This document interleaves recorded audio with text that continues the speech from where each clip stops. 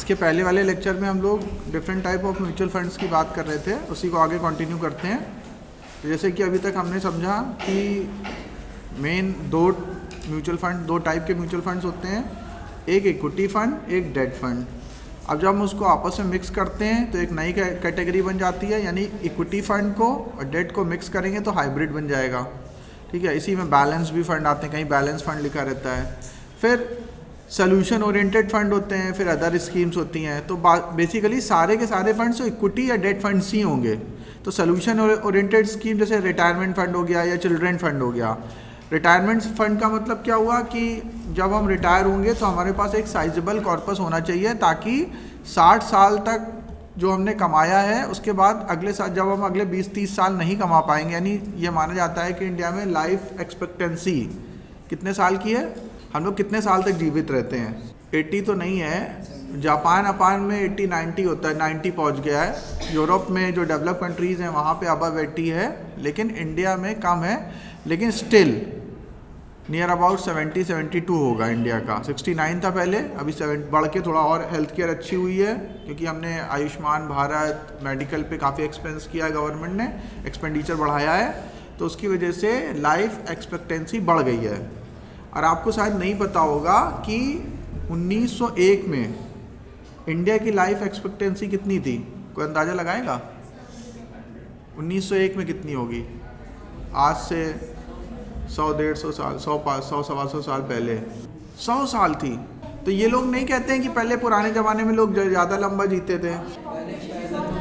मुझे नंबर बताइए कि 1901 में क्या हो सकता है, नंबर आपका अंदाज़ा क्या है, कितनी होगी? 90-95। चलो, और कोई? नियर अबाउट 20 के आसपास थी। क्यों? क्योंकि एवरेज होती है ना ये, मतलब ये ज़रूर था कि कुछ लोग बहुत लंबा जीते थे, 100 साल तक, 90 साल तक, लेकिन ऐसे लोग कम होते थे। मतलब जो बिल्कुल सर्वाइवल ऑफ द फिटेस्ट नहीं, चार्ल्स डार्विन ने थ्योरी दी है, जो बहुत फिट होते थे वो जो सर्वाइव कर जाते थे तो फिर वो बहुत लंबा जीते थे, और जो कमज़ोर लोग होते थे वो पहले ही निपट जाते थे। यानी सबसे ज़्यादा तो चाइल्ड मोर्टेलिटी रेट थी, चाइल्ड बर्थ के दौरान ही ज़्यादातर बच्चे मर जाते थे, कुछ विद इन अ ईयर और 2 to 3 years मर जाते थे, क्योंकि प्रॉपर हेल्थ केयर सर्विसेज नहीं थी, हॉस्पिटल्स नहीं थे, नर्स और डॉक्टर्स नहीं थे, हॉस्पिटल और गाँव की दूरी इतनी दूर होती थी कि लोग जो है अपने घर वालों को बचा नहीं पाते थे। आपने वो न्यू मूवी नहीं देखी है, द माउंटेन मैन? उसकी बीवी शायद की डेथ हो गई थी, तो उसको इतना गुस्सा आया उसने पहाड़ तोड़ डाला पूरा। हाँ, वो इसलिए ही तोड़ा उसने कि हॉस्पिटल से गांव के बीच का जो रास्ता था वो नहीं था, बहुत लंबा घुमा के वो गए थे, तो उसकी वजह से बीवी उसकी शायद मर गई थी। मुझे मूवी देखी नहीं है मैंने। तो उसने कहा कि हम इससे पर्वत तोड़ के रास्ता बना देंगे ताकि किसी और के लोग, घर के लोग ना मरें। ठीक है, तो यानी कि लाइफ एक्सपेक्टेंसी धीरे धीरे बढ़ रही है अपने देश में। जैसे जैसे बेटर हेल्थ केयर सर्विसेज आती हैं वैसे वैसे ये ज़्यादा होती है, और इसकी वजह से क्या होता है, देश की एवरेज एज भी बढ़ रही है। इस समय हिंदुस्तान दुनिया का सबसे यंग कंट्री है, पता है आपको? क्योंकि यहाँ की एवरेज एज कितनी है? एवरेज एज, लाइफ एक्सपेक्टेंसी नहीं पूछा। लाइफ एक्सपेक्टेंसी मतलब जीवन जीने की प्रत्याशा। हाँ, अप्रॉक्स ऐसे ही है। ठीक है, 28-27 साल के आस, एवरेज एज 27-28 साल है, यानी हम लोग बहुत यंग है। अगले 25 साल बाद ये एवरेज एज बढ़ के 40 के ऊपर चली जाएगी, यानी अगले 25 साल तक हम लोग बहुत ज़्यादा ग्रोथ करने वाले हैं। क्योंकि जब एवरेज एज जो है वो 40 के नीचे होती है तो कंजम्पशन बहुत होता है। हमारे घर में सबसे ज़्यादा खर्च कौन कराता है? सबसे ज़्यादा खर्च कराते हैं सबसे छोटे बच्चे जो होते हैं। ठीक है, क्योंकि जब वो स्कूल जाते हैं ना तो समय उनकी स्कूल की फ़ीस भी सबसे ज़्यादा होती है। जब वो कक्षा 1 में पहुंचते हैं तो कम हो जाती है, डे केयर की फ़ीस और बाकी सारी चीज़ों की फ़ीस ज़्यादा होती है। उनका डे टू डे का मेंटेनेंस, उनके साबुन, उनके लिए क्रीम, सारी चीज़ें अलग से आती हैं। तो सबसे ज़्यादा खर्च कराते हैं बच्चे। और जिस सोसाइटी में जितने कम बच्चे होते हैं वहाँ पे कंजम्पशन भी कम हो जाता है और उसकी ग्रोथ भी स्लो डाउन हो जाती है, क्योंकि जब तक 18-20 साल के होते हैं ज़्यादा समझ नहीं होती थी, ये भी खरीद लो, वो भी खरीद लो, ये कर लो। जब 40 के पास पहुंच जाता है तो अभी क्या है, जैसे मेरे घर में सब लोग कहते हैं अरे वो कपड़े नहीं खरीदे, तुमने कपड़े खरीद के करेंगे क्या? 2-3 शर्ट पहले ही रखी हुई है 2 साल से, उसकी मैंने वो अभी तक कवर ही नहीं खोला है, उनका पैक ही रखी हुई है, जब लाए थे तो वैसे की वैसे ही रखी है। मतलब बहुत ज़्यादा वो नहीं होता है कि ना नए नए कपड़े पहनो या करो, ये ठीक है, बस साफ़ सुथरा रहना है, ठीक है, कोई ज़्यादा वो नहीं है। तो जो टीनेजर्स होते हैं वो सब लोग ज़्यादा खर्च करते हैं, तो जब एवरेज एज 40 के ऊपर जाने लगती है तो लोग कंजम्पशन कम कर देते हैं, फालतू के कंजम्पशन नहीं करते हैं, बहुत सोच समझ के करते हैं। तो उस देश की जो डेवलपमेंट है वो उसकी ग्रोथ कम होने लगती है। तो अभी इंडिया का 28 है, तो इससे हमें ये पता है कि हमारी म्यूचुअल फंड इंडस्ट्री, हमारा स्टॉक मार्केट, हमारा इक्विटीज़ बहुत ज़्यादा ग्रो करेगा। अगले 25 साल में बहुत पैसा बनेगा। नियर अबाउट हो सकता है कि 25-30 सालों में हमारी इकॉनमी $20 ट्रिलियन पहुंच जाए, 3.5 से 20 पहुंच जाएगी, कोई बड़ी बात नहीं होगी। तो यानी कि अगले 20-25 साल में उतना पैसा बनेगा जितना 4 जनरेशन ने भी नहीं बनाया होगा आपकी। लेकिन वही बात फिर से वहीं से आती है, कौन बना पाएगा? जिसके अंदर नॉलेज होगी, जो मेहनती होगा, जो डिसिप्लिन होगा, ठीक है, जो पॉजिटिव डायरेक्शन में काम करेगा। जो टाइम वेस्ट करेंगे, अपनी स्किल्स को इम्प्रूव नहीं करेंगे, नॉलेज को पे काम नहीं करेंगे, स्किल्स पे काम नहीं करेंगे, वो लोग नहीं कर पाएंगे, ठीक है। क्योंकि मीडियोकर लोगों की जगह कौन ले लेगा? आर्टिफिशियल इंटेलिजेंस ले लेगा, रोबोटिक्स ले लेगा, मशीनें ले लेंगी। मीडियोकर लोगों का काम खत्म हो जाएगा। जैसे गार्ड का काम होता था, कैशियर का काम होता था, छोटा मोटा डेटा एंट्री के बाबू का काम होता था, वो सब खत्म हो जाएंगे। उसके लिए सॉफ्टवेयर्स आ जाएंगे, जगह जगह स्कैनिंग मशीन लग जाएगी। अब क्या गार्ड नहीं होते हैं? जब मैं दिल्ली में था वोडाफोन एसआर के हेड ऑफिस में, तो वहाँ पर लोग अपना आई कार्ड स्कैन करते थे, दरवाज़ा खुल जाता था, अंदर चले जाते थे। गार्ड का काम खत्म। अटेंडेंस लगाने के लिए कोई वो नहीं होता था, वहाँ पंचिंग मशीन होती थी, आपने अपना फिंगर लगाया, अटेंडेंस रिकॉर्ड हो गई। सब कुछ ऑटोमेशन में हो रहा है। एटीएम मशीन लगा दी, पहले लोग जाते थे लाइन लगा के पैसे निकालते थे विड्रॉल फॉर्म भर के, एटीएम मशीन लग गई है, पैसे निकल आते हैं। अब क्या है कि अब उसमें डिपॉजिट मशीन भी लगा दी है। अब कैशियर का भी काम खत्म हो गया, पैसे कलेक्ट करता है, फिर जमा करता है। 40-50 हज़ार रुपये एक आदमी के ऊपर खर्च करना पड़ता है महीने का, उसको और सुविधाएं देनी पड़ती हैं। वो भी काम भी करता है, 7-8 घंटे काम करेगा, उसमें भी 2-3 घंटे वो लंच करता है। सरकारी आदमी होगा तो वो 6 घंटे लंच करेगा 8 में से, और उसके बाद भी फिर छुट्टी भी लेगा, फिर बीमार भी होगा, फिर मेडिकल एक्सपेंस भी होगा। तो उन्होंने कहा ऐसा हटाओ सब चक्करबाजी, उन्होंने एक मशीन लगा दी, इसी में पैसे जमा कर दो। तो अब डिपॉजिट भी हो जाता है, विड्रॉल भी हो जाता है। फिर क्या है कि हम लोग वो अपडेट कराने पहुंच जाते थे, पासबुक अपडेट कर दो, पासबुक अपडेट कर दो। उनका कोई का पासबुक काम खत्म, सब आपको ऐप दे दिया, अपना खुद ही चेक कर लो, ठीक है। सब कुछ ऑटोमेशन में। मीडियोकर लोगों के लिए समाज में अब कोई जगह नहीं बचेगी। जो बेचारे रिक्शा चला के अपना गुजारा करते थे, अभी मेट्रो आ रही है, ई बस आ गई है, खेल खत्म हो जाएगा उनका। सब लोग मेट्रो से या ई बस से चलेंगे। गर्मी में कौन ई रिक्शा से जाएगा, या सर्दी में, जब हर जगह प्रॉपर इस तरह का हो गया। आप देखो बहुत कम दिखते हैं। अगर आप डेवलप सिटीज़ में चले जाओ, कंट्रीज़ में चले जाओ, आपको ई रिक्शा, हाथ वाला पैडल वाला रिक्शा कहाँ मिलता है? पैडल वाला रिक्शा तो वैसे ही खत्म हो रहा है। तो मीडियोकर लोगों के लिए कोई काम नहीं बच रहा।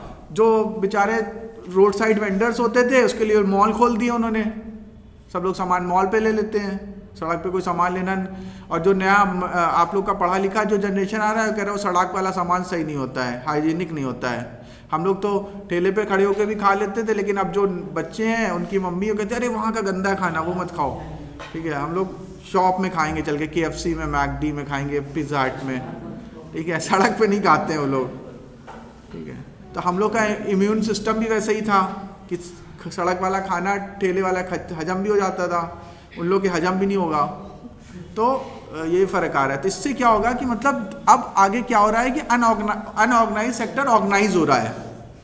मतलब पहले क्या होता था, आप ठेले वाले से इनकम टैक्स नहीं ले पाती थी गवर्नमेंट। अब बगल में समोसे वाली की दुकान है, हो सकता है उसकी अर्निंग 2 लाख रुपए महीने की हो, और एक कोई टीचर पढ़ा रहा है, उसकी अर्निंग हो सकता है कि 60-70 हज़ार या 1 लाख ही रुपए महीने की हो, आधी होगी, लेकिन वो 1 लाख कमाने वाला टैक्स पे कर रहा है और 2 लाख कमाने वाला नहीं पे कर रहा है। क्यों? क्योंकि अनऑर्गेनाइज में है। तो अब क्या हो रहा है, धीरे धीरे अनऑर्गेनाइज सेक्टर ऑर्गेनाइज हो रहा है। तो उससे क्या होगा कि सबको टैक्स पे करना पड़ेगा। ट्रांजैक्शन गवर्नमेंट ने सब डिजिटल कर दिए हैं, यूपीआई का इस्तेमाल हो रहा है, अब लोग समोसा खा के भी यूपीआई से पे करते हैं, कैश रखना ही छोड़ दिया लोगों ने। इवन कभी कभी तो ऐसा होता है कि जिसके दुकान पे यूपीआई नहीं होता उसके यहाँ से हमें खाली हाथ वापस आना होता है, क्योंकि कैश रखना ही भूल जाते हैं। हर जगह यूपीआई चल जाता है, पेटीएम कर दिया। तो धीरे धीरे क्या हो रहा है कि गवर्नमेंट सबके ट्रांजैक्शन को वॉच भी कर रही है। पैन भी लगाया है आपके अकाउंट में, आधार कार्ड लगा है, आप कहीं बच के भाग भी नहीं सकते हैं। फिर एक चीज़ और कर रही है कि जो रही सही कसर है, जो करेंसी हम लोग यूज़ भी कर रहे हैं, उसकी जगह वो लोग क्या कर रहे हैं, डिजिटल रुपए लॉन्च कर दिया है। वो अभी पायलट फेज पे चल रहा है, लेकिन विद इन 5 ईयर वो इम्प्लीमेंट हो जाएगा। तो जब वो अच्छे से इम्प्लीमेंट हो जाएगा तो करेंसी छापना ही बंद कर देगी गवर्नमेंट। और जब आप करेंसी छापना बंद कर देगी, सब लोग डिजिटल पेमेंट करेंगे, तो फिर तो आप कहीं से भी कोई भी करप्शन कर ही नहीं पाएंगे। ठीक है, तो सब कुछ गवर्नमेंट के नज़र में होगा। टैक्स कलेक्शन, इसीलिए क्या हो रहा है, हर साल जीएसटी बहुत तेज़ी से बढ़ रहा है। गवर्नमेंट का जो जीएसटी कलेक्शन है, बिजनेस उतनी तेज़ी से नहीं बढ़ रहा है। मतलब पहले क्या था, इंडिया इकॉनमी के लिए आईएमएफ और वर्ल्ड बैंक की एक्सपेक्टेशन थी कि इतनी ग्रोथ नहीं आएगी, क्योंकि वो लोग क्या निकाल रहे थे कि अर्निंग कितनी हो रही है, कॉर्पोरेट अर्निंग क्या है। तो अर्निंग तो ज़्यादा बढ़ नहीं रही, लेकिन गवर्नमेंट का जीएसटी कलेक्शन बहुत तेज़ी से बढ़ रहा है। क्यों? क्योंकि उन्होंने ऐसे मैकेनिज्म बना दिए हैं कि पहले जो कैश में डील करते थे, बिल ही नहीं बनाते थे, अब वो चीज़ें संभव नहीं हो पा रही हैं। उन्होंने कह दिया एक बार में 2 लाख से ज़्यादा ट्रांजैक्शन ही नहीं कर सकते कैश में। गोल्ड खरीदने जाते थे, सब लोग कैश में दे देते थे। अब उसने कहा पैन कार्ड लगाओगे अगर 50,000 से ज़्यादा का सोना खरीदना है तो कुल मिला के आप बच नहीं सकते हैं। तो इसकी वजह से हाँ टीडीएस भी कटेगा, सब कुछ होगा। तो इस वजह से क्या हो रहा है कि ऑर्गेनाइज हो रहा है, गवर्नमेंट की वॉच में आ रहा है सारा कुछ, रेवेन्यू कलेक्शन गवर्नमेंट का बढ़ रहा है और हर चीज़ें सिस्टमैटिक हो रही हैं। तो उससे कंट्री की इकॉनमी में ग्रोथ आ रही है। हाँ, लोअर मिडिल क्लास लोगों को प्रॉब्लम हो रही है, मिडिल क्लास को भी प्रॉब्लम हो रही है। ठीक है, तो इसलिए अगर आपको लोअर मिडिल क्लास से निकल के अपर मिडिल क्लास में जाना है तो उसके लिए आपको मेहनत करनी पड़ेगी। तो इक्विटी स्कीम्स में मैंने आपको पहले बताया था, ELSS स्कीम्स होती हैं, large cap, mid cap, small cap. Large cap stocks वो स्टॉक्स होते हैं जो हिंदुस्तान की टॉप 100 कंपनीज हैं। सारी चीज़ें नोट करते रहिएगा।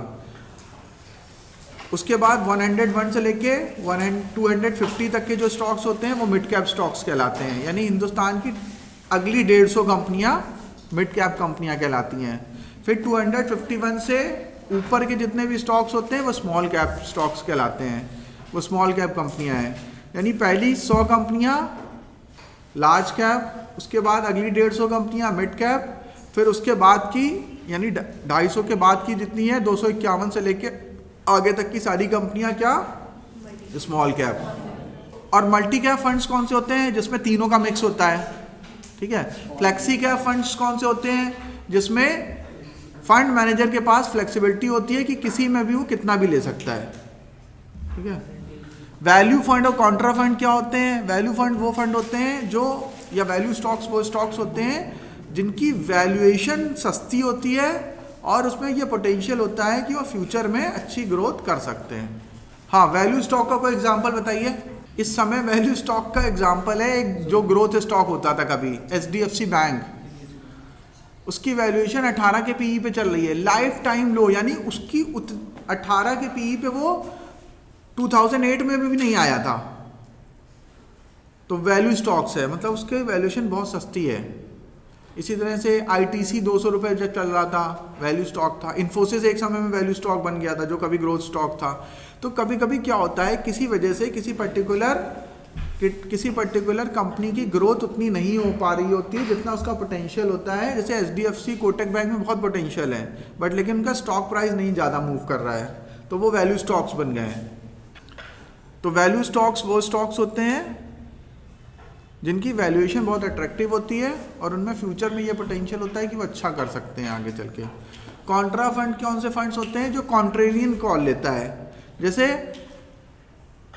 मान लीजिए किसी समय में कोई सेक्टर अंडर परफॉर्म कर रहा है, जैसे फॉर एग्जांपल अभी से 1 साल भर पहले IT सेक्टर बहुत अंडर परफॉर्म कर रहा था, तो वहाँ पे मैंने IT सेक्टर का इंडेक्स भी खरीदा था, IT के स्टॉक्स भी खरीदे थे, लोगों को रेकमेंड भी किया था। लेकिन उस समय टीवी पे कोई इसको रेकमेंड नहीं कर रहा था, कहता है अंडर परफॉर्म कर रहा है, अंडर परफॉर्म कर रहा है। अब वो ऑल टाइम हाई पे आ गया है। अब टीवी वाले जितने भी सो कॉल्ड एनालिस्ट हैं सब उसको रेकमेंड कर रहे हैं, यानी हाई पे बाई कराते हैं। ठीक है, तो कॉन्ट्रेरियन कॉल क्या कि मैंने अगर 1 साल पहले आईटी स्टॉक रेकमेंड किए थे, आईटी स्टॉक खरीदे थे अपने लिए, तो उसका मतलब मैंने कॉन्ट्रा कॉल ली थी, मार्केट की अपोजिट कॉल ली थी। किसी समय में मान लो फार्मा अंडर परफॉर्म कर रहा है तो मैंने उस समय फार्मा स्टॉक खरीदा। और तरीका भी यही होता है कि जब जो सेक्टर बहुत खराब कर रहा हो, बिल्कुल मरा हुआ हो, उस समय बहुत उसकी वैल्यूएशन खराब हो, डर्ट चीप हो, उस समय आप उसमें एंट्री करिए उसकी अच्छी कंपनियों में, तो आपको साल 2 साल 3 साल में बहुत बढ़िया रिटर्न बनेगा।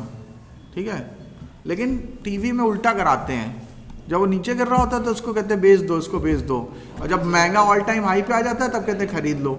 यानी कि रिटेल इन्वेस्टर क्या करता है, जब मार्केट ऑल टाइम हाई पे होता है तो बाई करता है, और जब सबसे नीचे चला जाता है तो घबरा के बेच देता है, यानी वो लॉस बुक कर लेता है। अदर स्कीम्स में index fund, fund of fund, मतलब इंडेक्स फंड क्या, जैसे कि मैंने बोला कि निफ्टी 50, तो निफ्टी 50 में जो 50 कंपनियां हैं उनके शेयर्स को मिला के एक म्यूचुअल फंड बना दिया। ठीक है, उसको बोल दिया निफ्टी 50 इंडेक्स फंड। सेंसेक्स की जो टॉप 30 कंपनियां हैं उसको मिला के एक म्यूचुअल फंड बना दिया, तो उसको बोल दिया Sensex 30 index fund.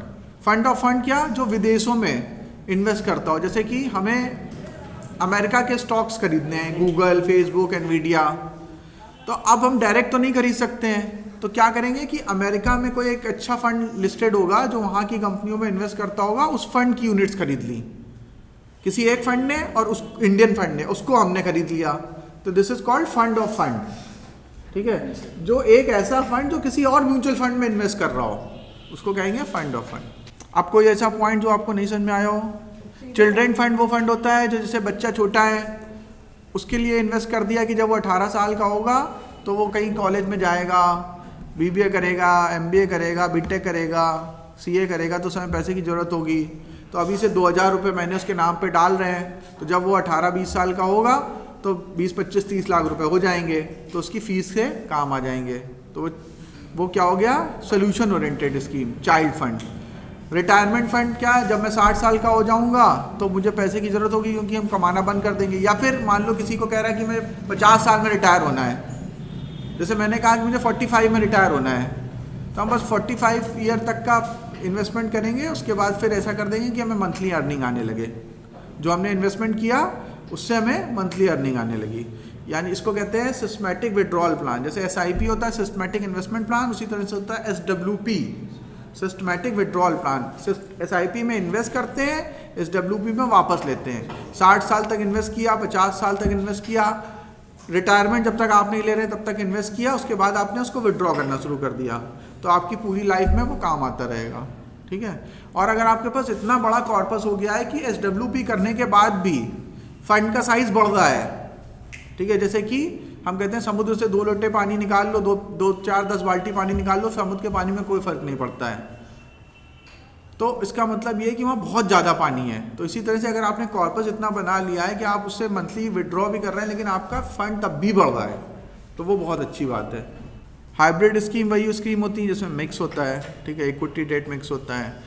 Dynamic asset allocation funds क्या होते हैं, मतलब उसमें फंड मैनेजर चेंज करता है डायनेमिकली, मतलब अभी देखेगा अच्छा इक्विटी में ये नीचे चली गई तो डेट से पैसा निकाल के इक्विटी खरीद लेगा, फिर उसको लगेगा अच्छा कमोडिटी में गोल्ड का प्राइस घट गया तो डेट से थोड़ा पैसा निकाल के गोल्ड खरीद लिया, फिर गोल्ड का प्राइस बढ़ गया, गोल्ड बेच के फिक्स इनकम में आ गया, फिर उसको लगा कि इक्विटी बहुत महंगा हो गया तो इक्विटी थोड़ा बेचा, फिक्स इनकम। डायनेमिकली चेंज कर रहा है, एसेट चेंज करता रहता है थोड़ा थोड़ा। ठीक है, आर्बिट्राज फंड एक FD की तरह काम करता है, ये टैक्सेशन देता है इक्विटी का लेकिन बिहेव करता है FD की तरह। तो यानी कि ये उन लोगों के लिए बहुत अच्छा है जिनको FD वाली सेफ्टी चाहिए और इक्विटी वाला टैक्सेशन चाहिए, क्योंकि FD में क्या होता है 30% तक टैक्स बनता है। तो अगर मुझे क्या होता है, मुझे कभी भी पैसा अपना या किसी इन्वेस्टर का अपने पार करना होता है तो मैं उसको आर्बिट्राज फंड में डालता हूँ। आर्बिट्राज फंड में क्या होता है कि फिक्स रिटर्न मिलते हैं, मार्केट चाहे जितना भी घट जाए उसके रिटर्न कभी नहीं कम होंगे, वो फिक्स रिटर्न देगा। हाँ, चाहे कितना भी बढ़ जाए तो ज़्यादा भी नहीं देगा, ना ज़्यादा देगा ना कम देगा, एक फिक्स रिटर्न बना के देगा 5-6% का। और टैक्सेशन उसमें इक्विटी वाला काउंट होता है। कैसे ऐसा संभव है? ऐसा इसलिए संभव है कि वो क्या करता है कि जितने कैश लेता है उतने ही डेरिवेटिव में शॉर्ट कर देता है पोजीशन फ्यूचर में, तो उसने सारे का सारा इक्विटी को नेट न्यूट्रलाइज कर दिया। फॉर एग्जाम्पल आपके पास 500 शेयर रिलायंस इंडस्ट्रीज़ के हैं। आर्बिट्राज क्या होता है मैं समझा रहा हूँ आपको। 500 शेयर आपके पास रिलायंस इंडस्ट्रीज़ के हैं, तो फ्यूचर में मान लो एक रिलायंस की जो फ्यूचर की लॉट है उसमें भी 500 शेयर होते हैं, तो आपने क्या किया, रिलायंस का फ्यूचर शॉर्ट कर दिया, यानी बेच दिया। तो अब क्या होगा, रिलायंस का प्राइस ऊपर जाएगा तो आपके शेयर्स में फ़ायदा होगा, लेकिन आपने फ्यूचर बेच रखा है तो उसमें लॉस होगा, यानी नेट में न्यूट्रल रहेगा। फिर कभी मार्केट नीचे गिरेगी तो फ्यूचर में प्रॉफिट आएगा क्योंकि फ्यूचर आपने शॉर्ट कर रखा है, और शेयर में लॉस होगा तो नेट न्यूट्रलाइज हो जाएगा। तो मतलब अगर आपने आर्बिट्राज कर दिया तो आपकी पोजीशन हेज हो गई, अब आपका प्रॉफिट और लॉस नहीं बढ़ेगा, ठीक है, वो फिक्स हो गया। तो इसलिए होता उसमें इक्विटी है बट लेकिन वो परफॉर्म करता है डेट की तरह, ठीक है, तो वो आर्बिट्राज फंड होते हैं। बैलेंस फंड में वही इक्विटी डेट होता है, fix income. Equity savings fund, अब देखो उसमें कैटेगरी के हिसाब से अभी हम उसको आपको बताएंगे कि सबसे सेफ फंड कौन होता है। चलो ये वाला अभी हम लास्ट में करते हैं, पहले सारा कुछ एक बार जल्दी से देख लेते हैं इसका, फिर हम उसको लास्ट में स्टार्ट करेंगे, ठीक है। तो इक्विटी सेविंग और लिक्विड फंड ये सब जो है अभी फ़िलहाल, अच्छा क्योंकि इसमें आ गया तो बता देते हैं। सबसे सेफ होता है लिक्विड फंड, फिर उसके बाद कुछ डेट फंड्स होते हैं, फिर उसके बाद कंजर्वेटिव हाइब्रिड फंड, फिर उसके बाद इक्विटी सेविंग फंड, फिर उसके बाद बैलेंस एडवांटेज फंड, फिर उसके बाद एग्रेसिव हाइब्रिड फंड, फिर उसके बाद प्योर इक्विटी फंड। ये मैंने आपको बताया बढ़ते हुए रिस्क के क्रम में, रिस्क में असेंडिंग ऑर्डर में मैंने बताया। अब इसको एक एक फंड को विद एग्जांपल हम लोग देखेंगे। वो मेरे ख्याल से ज़्यादा रेलेवेंट होगा जब हम लोग एनआईएसएम वाला कोर्स कर रहे होंगे, तब ज़्यादा रेलेवेंट होता है, ठीक है। अभी क्लास के लिए उतना रेलेवेंट नहीं है, लेकिन अगर समय होगा तो मैं वो आपको एक एक करके लाइव ओपन करके सॉफ्टवेयर में आपको एक एक करके दिखाऊंगा। म्यूचुअल फंड में इन्वेस्ट करने का क्या तरीका है? 4 तरीके हैं, फाइनेंशियल एडवाइज़र के थ्रू, ब्रोकर के थ्रू, बैंक्स के थ्रू, एमएफ ऑनलाइन जाके कर सकते हैं। तो अब देखो फाइनेंशियल एडवाइज़र के थ्रू, जैसे मैंने क्या किया है कि मेरे पास सारे म्यूचुअल फंड कंपनियों का, असेट मैनेजमेंट कंपनियों का अक्रॉस द कंट्री डिस्ट्रीब्यूशन का लाइसेंस है। तो मैं हिंदुस्तान में या अब्रॉड में किसी भी इंसान को किसी भी कंपनी का जो इंडिया में लिस्टेड है म्यूचुअल फंड सेल कर सकता हूँ, ऑनलाइन और ऑफलाइन, ठीक है। तो वो क्या हो गया, फाइनेंशियल एडवाइज़र के थ्रू हो गया। वो बंदा जिसको इन्वेस्टमेंट करना होगा वो मेरे से बात करेगा, अपना रिस्क प्रोफाइलिंग कराएगा, मतलब उसका रिस्क एपेटाइट कितना है, कितनी अर्निंग है, कितने लोन है, कितने क्या है, उसका पूरा रिस्क प्रोफाइलिंग होगी, ठीक है। उसका नीड एनालिसिस किया जाएगा, फिर उसका फ्यूचर गोल के बारे में बात करेंगे, आपको क्या क्या फ्यूचर गोल हैं आपके। उसके बेस पे जो फाइनेंशियल एडवाइज़र, जिसको म्यूचुअल फंड डिस्ट्रीब्यूटर भी बोलते हैं, वो सजेस्ट करेंगे कि आपको ये फंड इतना लेना चाहिए, ठीक है। और वो ये भी बताएंगे, जैसे कोई कह रहा है कि मुझे अभी मेरी एज 30 ईयर्स है और मैं 45 साल में रिटायर होना चाहता हूँ अगले 15 साल में, और मुझे 1 करोड़ रुपए चाहिए 45 साल की एज में, तो वो लोग ये बताएंगे एडवाइज़र्स कि आपको किस फंड में कितना इन्वेस्ट करना चाहिए ताकि आपको 15 साल में 1 करोड़ रुपए इकट्ठा कर लो। ये सब सारी की सारी चीज़ें फाइनेंशियल एडवाइज़र्स बताते हैं।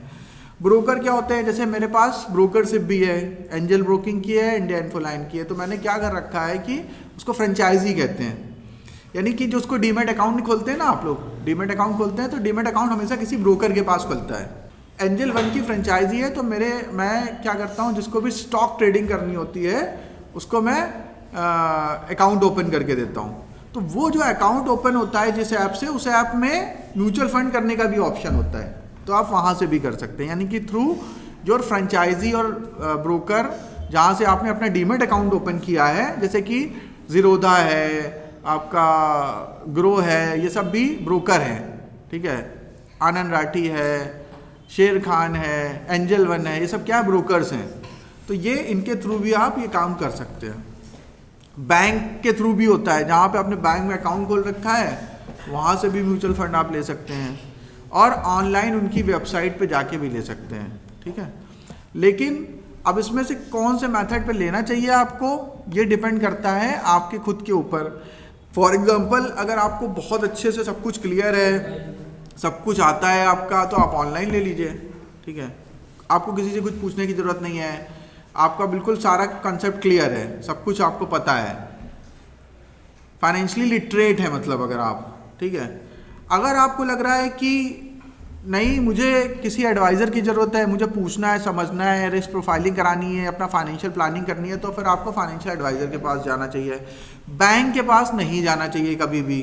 क्यों? क्योंकि बैंक वाला खाली अपना माल बेच रहा होता है, उसको ना कुछ पता होता है, वो बैंकर होता है, उसको टारगेट दिया जाता है, मतलब वहाँ जो कैशियर बैठा है या कोई काम करने वाला बैठा है, उसको बोल दिया गया कि तुम म्यूचुअल फंड बेचना है। अब उसको आता जाता कुछ नहीं है म्यूचुअल फंड के बारे में, वो आपको बता रहा है स्कीम, जो स्कीम मेल पे आई होगी कि ये स्कीम तुम्हें बेचनी है, वही बता देगा, पैसा लगवा देगा, और उसके बाद 6 महीने बाद जब जाओगे तो मिलेगा भी नहीं अपनी सीट पे, कहीं और दूसरी ब्रांच में चला गया होगा। तो बैंकर के थ्रू लेना तो बिल्कुल बेकार है, ठीक है। फिर ब्रोकर के थ्रू भी नहीं लेना चाहिए। ब्रोकर में जब आप शेयर खरीदते हैं वो आपके CDSL NSDL में चले गए तो ठीक है, लेकिन ब्रोकर भी बहुत अनसर्टेन है। कार्विन है और जाने कितने ऐसे ब्रोकर हैं, मतलब 100-200 ब्रोकर होंगे जो डिफ़ॉल्ट करके भाग चुके हैं। तो ये कब उनका ऐप बंद हो जाएगा, कब वो भाग जाएंगे, कब क्या करेंगे, कुछ पता नहीं रहता है। सबसे बढ़िया तरीका है या तो आप कंपनी की वेबसाइट पे जाके ऑनलाइन खरीदें, या फिर आप किसी फाइनेंशियल कंसल्टेंट के थ्रू खरीदें, ठीक है। बैंक के थ्रू और ब्रोकर के थ्रू अवॉइड करना चाहिए। हाँ, बाकी आपकी मर्जी है, आप किसी से भी खरीद सकते हैं इन चारों में से। हाँ, अगर आपकी CDSL स्टेटमेंट आ रही है तो मतलब आपके DP में है वो। हाँ, नहीं तब कोई प्रॉब्लम नहीं है, ठीक है। लेकिन बस प्रॉब्लम ये आएगी, मान लो वो ब्रोकर भाग गया, बंद हो गया ऐप उसका, तब आप परेशान होगे, फिर ढूंढोगे इधर उधर कहाँ जाए, रजिस्ट्रार के पास जाए, क्योंकि कोई हेल्प करने वाला नहीं होगा ना। एडवाइज़र से आपने लिया है, डिस्ट्रीब्यूटर से लिया है, वो आपको हेल्प करेगा, लेकिन वो ब्रोकर का ऐप बंद हो गया, अब आप खुद ही परेशान होगे, इधर उधर भागते फिरोगे, सबसे पूछोगे कि भैया कैसे करेंगे, कैसे निकलेगा, कैसे लगाएंगे, परेशानी बढ़ जाएगी।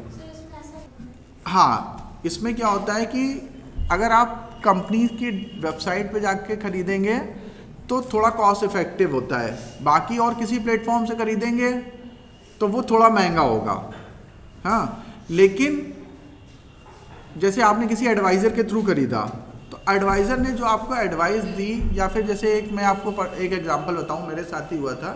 एक जब कोविड का समय आया था तो मेरे पास सिर्फ 2 इन्वेस्टर के फ़ोन आए थे, जैसे मेरे 400 to 500 इन्वेस्टर्स होंगे अलग अलग, जिसमें से सिर्फ दो इन्वेस्टर के फ़ोन आए थे, दोनों फीमेल्स थी, नहीं 3 के आए थे, तीनों फीमेल्स थी।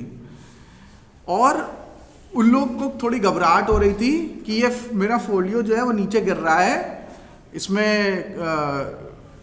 ऐसा ना होगा कि कहीं पैसा ना ख़त्म हो जाए। तो और उसमें भी जो नीचे गिर रहा था उसमें भी नेट में लॉस नहीं था, प्रॉफिट जितना हुआ था वो कम हो गया था, ठीक है। शायद ही कोई एक भी ऐसा इन्वेस्टर हो मेरा उस समय जिसका नेट में लॉस हुआ हो, क्योंकि मैंने उस समय क्या किया था, 30-40% आर्बिट्राज रखा हुआ था, और आर्बिट्राज या लिक्विड फंड या डेट फंड्स रखे हुए थे। तो जैसे ही मार्केट में करेक्शन आता था तो हम वो डिप्लॉय कर देते थे। इसकी वजह से क्या हुआ कि मेरे ज़्यादातर इन्वेस्टर बच गए, उनका लॉस नहीं हुआ, और जैसे ही मार्केट ने 2-3 महीने बाद रिकवरी करी, उनका सबका प्रॉफिट आ गया, मतलब जितना प्रॉफिट कम हुआ था वो वापस रिकवर कर गया। तो मतलब महिलाएं थोड़ा सा घबरा जल्दी जाती हैं, सिर्फ 3 ही ने ऐसा किया था। तो उन्होंने किया तो मैंने कहा आप परेशान मत हो, ये पूरी रिस्पॉन्सिबिलिटी है मेरी, आपका पैसा कहीं नहीं जाएगा, या अभी वापस मार्केट रिकवर कर जाएगी। अगर आपने बेच दिया घबरा के तो सब कुछ लॉस बुक हो जाएगा, अभी नोशनल लॉस है, खाली पेपर में आपका फिगर कम हो गया है, मार्केट रिकवर करेगी वापस आ जाएगा।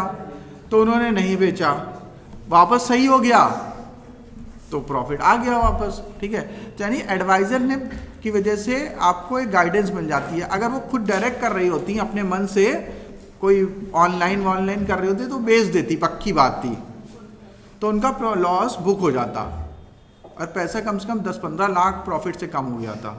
तो वो सब प्रॉफिट लॉस बुक हो जाता, और बुक हो जाता तो मतलब फिर तो रिकवर होता नहीं, ठीक है। तो यानी कि अगर आप एडवाइज़र के थ्रू काम करते हैं तो हाँ, थोड़ा सा पैसा ज़्यादा लगता है, लेकिन वो बहुत नॉमिनल होता है, लेकिन आपको रिटर्न बहुत ज़्यादा मिलते हैं। जैसे कि अगर मेरे थ्रू कोई काम कर रहा है तो हो सकता है उसको 30-40 पैसे ज़्यादा देना पड़े जो डायरेक्ट वो कंपनी से खरीदेगा, लेकिन उसको रिटर्न भी 4-5% ज़्यादा मिलेंगे। यानी कि 30 पैसा आपने एक्स्ट्रा दिया तो आपको 4 रुपये का फ़ायदा होगा साल का। तो ये कोई घाटे का सौदा थोड़ी ना है, इसमें तो आपको फ़ायदा ही है ना। ठीक है, तो ये चीज़ हो जाती है। यानी अगर आप किसी एक्सपर्ट के थ्रू काम करेंगे तो वो थोड़ी फीस लेगा, बट लेकिन आपका रिटर्न बहुत ज़्यादा हो जाएगा। ठीक है, लोग ऑनलाइन ऐसे वीडियो बनाते हैं कि जब आपने डायरेक्ट स्कीम में किया तो डायरेक्ट स्कीम में करेंगे तो 30 साल 40 साल बाद इतना आपको पे आउट ब्रोकर्स देना पड़ गया। बट लेकिन वो ये कैलकुलेट नहीं करते हैं कि वो जो 2-3% उसने साल का एक्स्ट्रा रिटर्न बना के दिया, उससे कितना कॉर्पस क्रिएट हुआ। मतलब वो जो एक्स्ट्रा आपने पे किया वो सब न्यूट्रलाइज हो गया और उससे ज़्यादा रिटर्न आ गए। ठीक है, इसलिए बाकी मर्जी आपकी है। अगर आपको लग रहा है कि नहीं आपको सब कुछ आता है, सब कुछ समझदार है, तो आप डायरेक्ट भी कर सकते हैं, आपको एडवाइज़र की ज़रूरत नहीं है। और ये मतलब उसी तरह से हो गया कि जैसे मैं बीमार हुआ तो मैंने खुद ही दवाई खरीद के खा ली। तो अगर दवाई खरीद के खा ली तो कभी फ़ायदा हो गया, लेकिन कभी गलत दवा खा ली तो रिएक्शन भी हो जाएगा।